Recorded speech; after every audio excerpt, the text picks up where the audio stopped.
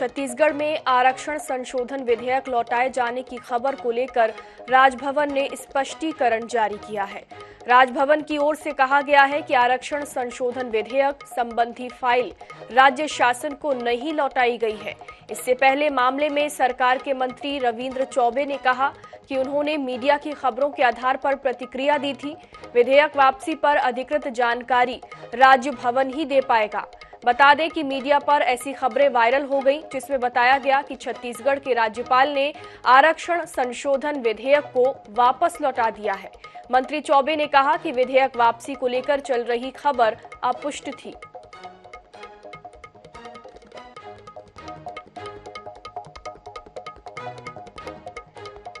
छत्तीसगढ़ में इस साल चुनाव होने हैं। एक ओर तो कांग्रेस और बीजेपी समेत सभी राजनीतिक दल अपनी अपनी तैयारियों में जुटे हैं, तो वहीं चुनावी मौसम में पार्टी बदलने का सिलसिला भी शुरू हो गया है। छत्तीसगढ़ कांग्रेस ने भाजपा और आप को झटका दे दिया है। दो नेता आज कांग्रेस में शामिल हो गए। बता दें कि भाजपा नेता डॉक्टर शिव नारायण द्विवेदी और आप नेता पुष्पेंद्र परिहार ने कांग्रेस में प्रवेश किया है। पीसीसी अध्यक्ष मोहन मरकाम ने पार्टी का गमछा पहनाकर कांग्रेस की सदस्यता दिलाई। पुराने साथी पुष्पेंद्र परिहार जी जो हमेशा पार्टी के लिए समर्पित रहे हैं, बीच में कुछ कारणों आप पार्टी में चले गए थे, फिर से कांग्रेस पार्टी में आ रहे हैं। इनके आने से हमारे युवाओं में अच्छे उसका लाभ मिलेगा, तो मैं कांग्रेस पार्टी में हमारे साथी पुष्पेंद्र परिहार जी का हार्दिक स्वागत करता हूँ। कुछ नाराजगी थी, मैंने आम आदमी पार्टी ज्वाइन किया और उन्होंने मुझे लोकसभा अध्यक्ष का प्रभार दिया गया था, लेकिन मैंने देखा ये पार्टी एक एनजीओ पार्टी है और एक तानाशाही पार्टी है। केवल ऑर्डर ऑर्डर ऑर्डर, कोई सेवा का पूरा दिखावा करना है और एक अलगाववादी नीति की पार्टी है। राजनीति में अपनी छात्र राजनीति के बाद जब मैं राजनीति शुरुआत किया था, कांग्रेस से शुरुआत किया था और उस पार्टी के लिए मैंने खून भी आया, गोली खाई और मैं अन्य दल में भी गया, पर जो सम्मान और जो उम्मीद अपने घर में रहती है, मुझे ऐसा लगा कि बाहर नहीं रहती।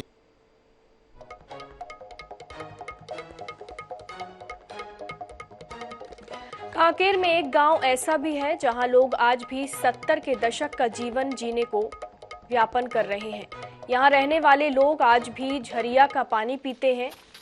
ये गांव कांकेर जिला मुख्यालय से महज 7 किलोमीटर सरई पानी है।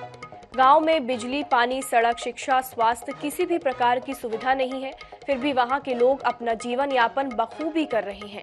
इस गांव में कुल 18 आदिवासी परिवार के लगभग 50 से 60 लोग निवासरत हैं।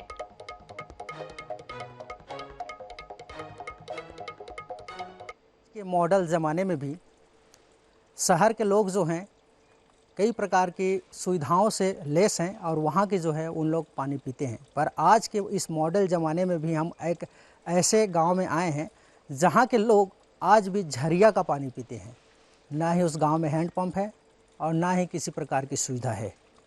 आज हम आए हैं, उस जगह का नाम है सरई पानी और ये जो सरई पानी गांव है वो नरहरपुर तहसील अंतर्गत आता है और ज़िला मुख्यालय से महज 60 किलोमीटर की दूरी है। मैं कैमरामैन से दिखाने का कष्ट करने का कोशिश करवाता हूँ, क्योंकि आप देख सकते हैं ये जो झरिया है, इसी झरिया का पानी जो है यहाँ के ग्रामीण उपयोग करते हैं। झरिया जो है पूरी तरह से आप देख सकते हैं कि इस गंदे टाइप का दिख रहा है, परंतु इसी झरिया का जो है ग्रामीण रोज़ाना अपना प्यास बुझाते हैं। यही पानी को जो है लोग ले जाते हैं और रोज़ाना पीते हैं। इसी पानी से जो है भोजन बनाते हैं, तैयार करते हैं और रोज़ाना इसी रास्ते से मैं आपको दिखाना चाहूँगा। ये जो है पहाड़ी नुमा रास्ता है, जंगल से पूरी तरह से जंगल का बीच में जो है ये झरिया बना हुआ है और पूरी तरह से जंगल जो है यहाँ बना हुआ है। रास्ते का कोई सुविधा नहीं है।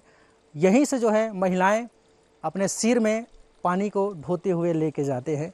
पुरुष जो हैं कांवर से जो है पानी यहाँ पर पेयजल अपने पीने के लिए यहाँ से ले जाते हैं। आइए हम और जानने का प्रयास करेंगे, यहाँ की महिलाएं भी हमारे साथ में हैं, कि उन्हें किन किन समस्याओं का सामना करना पड़ता है और कैसे वो अपन यहाँ जो है अपना जीवन यापन करते हैं और झरिया का पानी पीते हैं और किन किन समस्या इनको होती है। हमारे साथ में यहाँ की महिलाएं हैं। क्या नाम है दीदी आपका? बुद्धियारी नेता। अच्छा, आप लोग यहाँ का पानी जो है रोजाना उपयोग करते हैं? हाँ, रोज उपयोग करथन, आथन और डूमथन लेथन, 2-3 दिन में झरिया ला साफ करते जाथन और खादा बढ़ते तेला फेंकथन और लेथन डूम के। अच्छा, ये बताइए, आप लोगों ने ये जो झरिया खुद अपने हाथों से तैयार किया है? हाँ, अपन हाथ में हम बनाए हैं झरिया। अच्छा, यहाँ एक भी हैंडपंप नहीं है? नहीं है। तो ये बताइए, आप लोग जैसे हम देख रहे हैं यहाँ पर कि ये काफ़ी ज़्यादा गंदा दिख रहा है, फिर भी आप लोग इसका पानी पीते हैं? तो काय करबो, वहाँ के पानी ला तो पीथन, कहाँ जाबो पानी ले ला, हमार बात तो कहीं नहीं देवे सरकार, ते काय करबो, झरिया पानी ला लेज के खाथन पीथन, खाना बनाथन, पेज बनाथन। कांकेर से टोकेश्वर साहू, INH न्यूज। बिलासपुर से एक बेहद हैरान करने वाला मामला सामने आया है। कटघोरा में पदस्थ SDM कौशल प्रसाद तेंदुलकर के खिलाफ उनकी पत्नी सुरभि पाटले ने दहेज प्रताड़ना और मारपीट का आरोप लगाते हुए बिलासपुर महिला थाने में FIR दर्ज कराई है। पुलिस ने उसके पति, सास समेत 8 लोगों के खिलाफ मामला दर्ज किया है। SDM की पत्नी सुरभि पाटले ने गुरुवार को प्रेस क्लब में पत्रकारों को बताया कि उनके पति कोरबा जिले के अनुविभाग कटघोरा के SDM हैं, इसलिए वे अपने पद और प्रभाव का उपयोग कर जांच प्रभावित कर सकते हैं। इसलिए उनके पति को SDM पद से हटाकर जांच करवाई जाए। सुरभि पाटले ने इस बारे में राज्य महिला आयोग और बिलासपुर IG को भी ज्ञापन सौंपा है। ये जानती हूँ मैं कि वो अपने पद और प्रभाव का लगातार दुरुपयोग करते आए हैं और कार्यवाही में भी मुझे उनकी जो कार्यवाही चल रही है उसको भी वो प्रभावित करेंगे, ऐसे मुझे आशंका है। इसलिए मैं आपके सबके समक्ष आई हूँ। आप सभी से मैं आप लोगों का सहयोग चाहती हूँ और मैं शासन प्रशासन से अपने लिए बेटी और आपकी बहू जो भी आप समझे न्याय की गुहार लगाने आई हूँ। कवर्धा का वन विभाग लगातार सुर्खियों में या फिर कहीं विवादों में बना हुआ है। ताजा मामला भोरमदेव अभयारण्य क्षेत्र में अवैध कटाई का है। अभयारण्य क्षेत्र अंतर्गत केसिदा झंडी के जंगल में INH न्यूज की टीम ने पहुंचकर पड़ताल की तो पाया कि लगभग 200 से ज्यादा साल सागौन जैसे बेशकीमती वृक्षों की अंधाधुंध कटाई की जा रही है। अभयारण्य से मादाघाट मार्ग में कब्जा जमाकर खेत बनाने के उद्देश्य से ये कटाई को अंजाम दिया जा रहा है। हैरत की बात तो ये है कि वन विभाग इसकी भनक तक नहीं है। ऐसे में वन विभाग की मिलीभगत की आशंका से इनकार नहीं किया जा सकता है। बता दें कि इससे पहले अभयारण्य क्षेत्र में आगजनी की घटना, वन्य प्राणियों की मौत से लेकर मजदूरों से लिए जाने वाले काम को मशीन से पूरा करने को लेकर ये लगातार चर्चा में था। सुरक्षा के दावे करता हूँ, मगर सच्चाई ये है कि अभी भी वनों की लगातार कटाई चल रही है, जंगलों में आग लग रही है। आपने देखा कि पिछले दिनों भी खारा और वन अभयारण्य क्षेत्र भोरमदेव अभयारण्य क्षेत्र में के जंगल में आग लगी है और इसके बाद अभी इस वक्त हम भोरमदेव अभयारण्य क्षेत्र में के जंगल में ही इस वक्त मौजूद है, जहाँ पर देखिए कि सैकड़ों पेड़ों की अंधाधुंध कटाई की है और इसके साथ ही केवल यहाँ पर पेड़ों की कटाई नहीं हुई बल्कि अवैध कब्जा का भी यहाँ पर खेल चल रहा है। एक तरह से अवैध कब्जा की पूरी तैयारी हो गई है।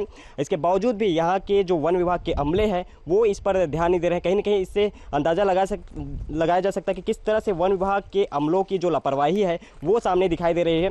इसके पहले भी जंगलों में आग लगने की खबर लगातार आती रही है, इसके पहले भी वनों की कटाई होती रही, इसके बाद भी इस तरह के हालात अगर आते हैं तब भी अगर कार्रवाई नहीं होती, ये भी चिंता का विषय है। कवर्धा से नजाया तो INH न्यूज।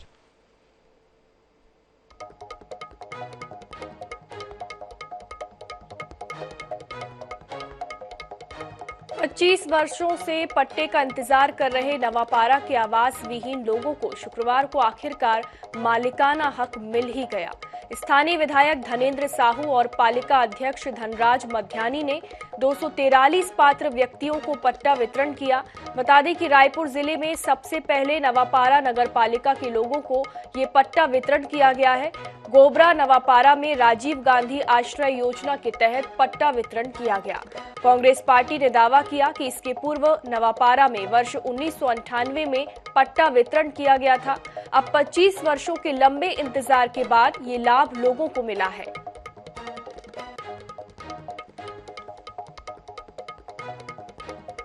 राजीव गांधी आश्रय योजना के अंतर्गत नगरीय क्षेत्रों में जो काफी वर्षों से रह रहे थे शासकीय भूमि पर, जिनका अभी तक उनको भू अधिकार पत्र नहीं मिला था और शासन ने उसका नियम को सरलीकरण किया है हमारे भूपेश बघेल जी ने, और पूरे प्रदेश भर में ऐसे लोगों के लिए नियम और सरलीकरण करके पट्टा देने का योजना बनाया है।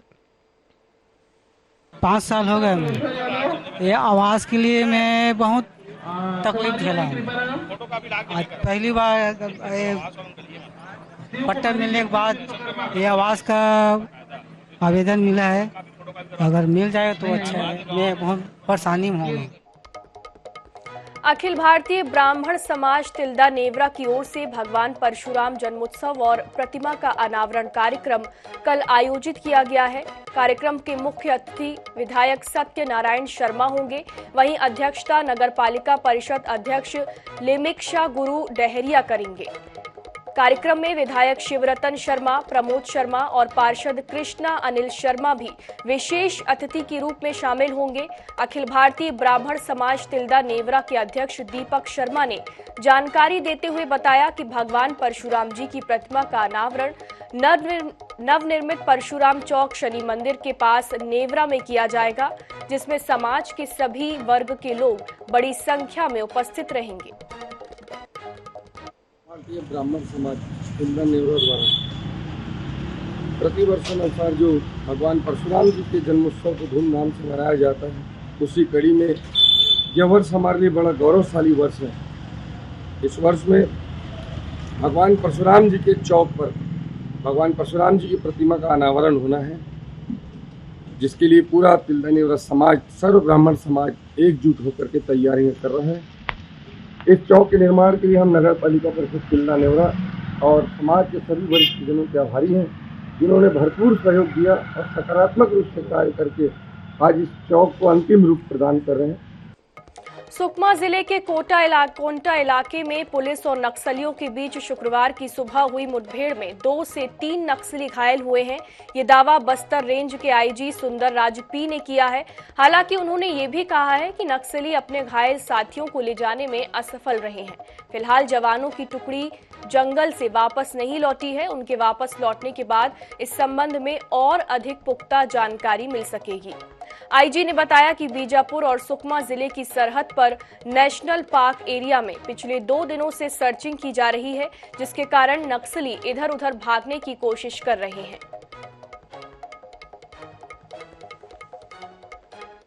जो विधानसभा एवं लोकसभा के चुनाव प्रस्तावित है, इस दौरान किस तरीके से हमको बेहतरीन जो सुरक्षा व्यवस्था का बंदोबस्त की जा सकता है, इसको लेकर लगातार फील्ड से इनपुट लेकर फीडबैक लेकर हम लोग कार्य योजना तैयार करेंगे और क्षेत्र के जनप्रतिनिधिगण या मतदान प्रक्रिया से शामिल सभी जो दल को किस तरीके से हम सुरक्षित कार्य संपादन करने के लिए हम एक वातावरण निर्मित कर सकता है, इसी दिशा में लगातार कार्यवाही की जा रही है।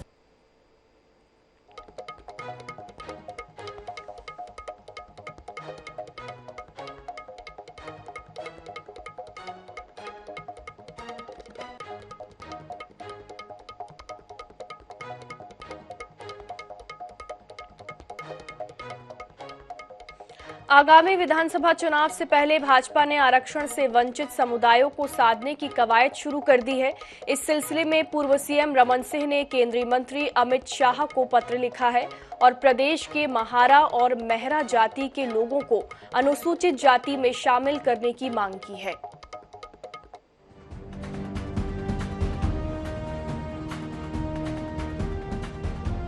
छत्तीसगढ़ में विधानसभा चुनाव को लेकर भाजपा जाति समीकरण पर फोकस कर रही है।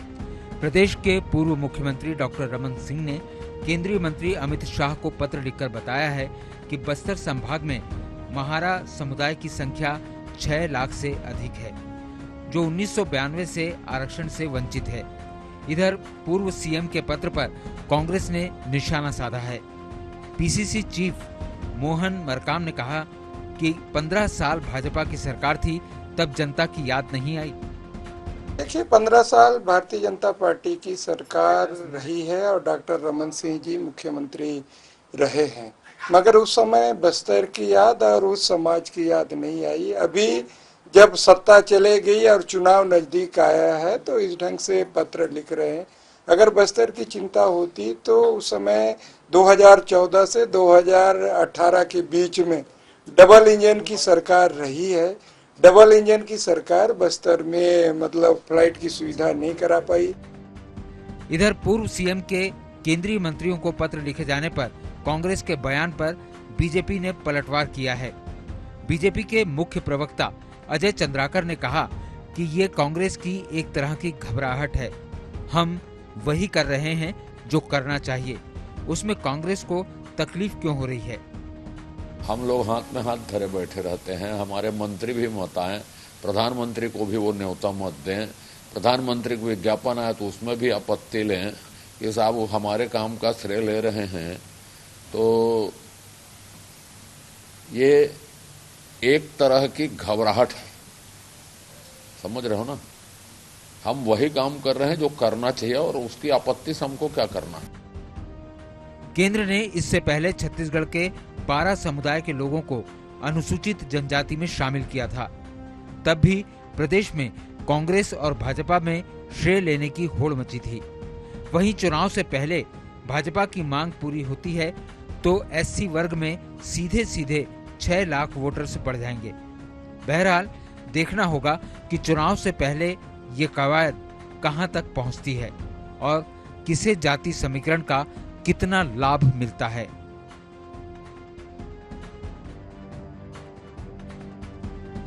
स्वप्निल गौरखेड़े, INS 24/7, रायपुर।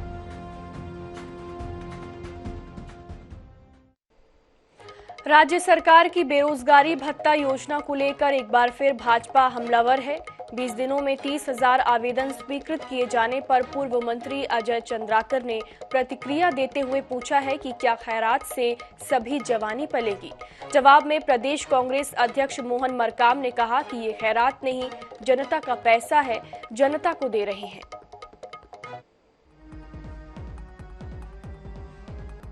भाजपा के मुख्य प्रवक्ता अजय चंद्राकर का कहना है कि जवानी को बढ़ना है तो खैरातों को छोड़ना पड़ेगा। युवाओं को चुनावी उपकरण नहीं बनाया जा सकता। उन्होंने कहा कि कौशल विकास के लिए 3 साल के बजट को सार्वजनिक करना चाहिए। हम लोग हाथ में हाथ धरे बैठे रहते हैं। हमारे मंत्री भी मत आए, प्रधानमंत्री को भी वो न्योता मत दें, प्रधानमंत्री को विज्ञापन आया तो उसमें भी आपत्ति लें कि साहब वो हमारे काम का श्रेय ले रहे हैं। तो ये एक तरह की घबराहट है। खैरात से जवानी कभी पलेगी? जवानी को यदि बढ़ना है तो खैरातों को छोड़ना पड़ेगा। और मैं तो आपके माध्यम से कहूंगा कि छत्तीसगढ़ की जवानी को इन खैरातों से दूर रहना चाहिए। ये चुनावी उपकरण नहीं बनाया जा सकता जवानों को। प्रदेश कांग्रेस अध्यक्ष मोहन मरकाम ने अजय चंद्राकर के बयान पर पलटवार किया है। उन्होंने कहा कि भाजपा ने 2003 के घोषणा पत्र में 12वीं पास युवाओं को नौकरी या 500 रुपए भत्ता देने का वादा किया था। 15 साल सरकार रही, सिर्फ जनता को लॉलीपॉप देने का काम किया गया। हम खैरात नहीं, जनता का पैसा जनता को दे रहे हैं। जनता के प्रतिनिधि के तौर पर सरकार में बैठते हैं। जनता का पैसा जो टैक्स के रूप में आता है वही सरकार संचालन करती है। हम अगर दे रहे हैं तो खैरात में नहीं दे रहे हैं, जनता का पैसा हम जनता को दे रहे हैं। चुनावी साल में छत्तीसगढ़ में जिन मुद्दों पर नेता गरजेंगे बरसेंगे उनमें बेरोजगारी भत्ता का मुद्दा भी होगा। हालांकि सरकार ने अपने वायदे के मुताबिक भत्ता देने की घोषणा तो कर दी है, लेकिन भाजपा इसमें मीन मेख निकालने से पीछे नहीं है। रायपुर से INS 24/7 के लिए स्वप्निल गौरखेड़े की रिपोर्ट।